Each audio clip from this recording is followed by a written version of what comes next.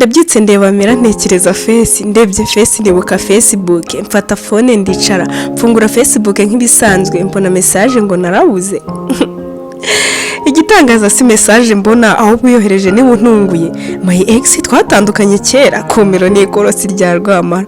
Komeruka nta ntaririsha ubayiki. My ex mperuka kera tubivamo umbwira ko nge nawe bitavamo ngo indeshyo nitujyanye ngo sinjyana nibigezweho. My ex ndabyibutse nta nkutanzi ibigambo byinshi nkuraga ngo sinzabona undi nkawe kunyihanganira uko bikwiye. Ewe umuntu wawe narawumvaga kunkunda uko ndi byanze ngo utantendetse ntiwanyurwa umfata nabi ngatuza wakora ikosa ngasaba imbabazi ngo hato nakomara utendere. My ex My ex ndakwibutse ese ya phone ya buri joro utagishaka kumvugisha nakubaza ukabisha ngo ndafuha ngakabya wabandi ngatuza. My ex ndabyibutse iyo mbyibutse ndaseka. Uburyo twahuraga message zose ugasiga izanye na wiceceka ngo mbone kuri keza. My ex we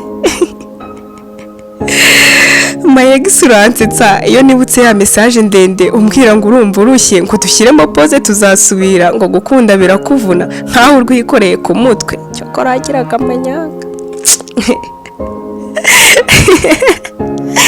My ex rwose ese kakarusho washakaga harakabonye wabonye uguha kwisanzura utagira ibintu intambara udafuha ngakabye ukugurira bando zigashira nta nahaye cyakora naho abantu barakomenya sinari kubishora.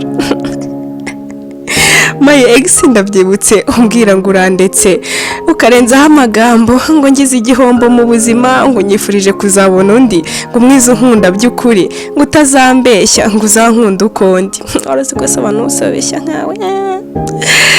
My ex nkubaze izo message ubumpa ngise wabonye uwo wifuza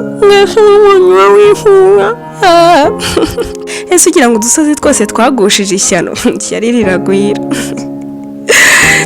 My ex nkwiyame niba rwose aho urutanyuzwe wantaye undeba ugenda ntakwirukanye komeza utambane niyo sha nyine ubwo nibyo wahisemo. Cyakora mba numva nanakugurira. My ex warakoze watumye menya ko nyuma ya kaki haba umweru, nyuma y'amahane haba amahoro, nyuma y'ishyari haba ishyaka, nyuma y'ubwirasi haba ubwitonzi, nyuma y'umwijima haba umucyo. My ex koko. My ex nkumenyeshe sinabuze nkuko utekereza ahubwo wansize mfuritse nifumbase naravuba ndi mu maboko mfubitse neza. No mpfa. Cyakora ndaguhaye.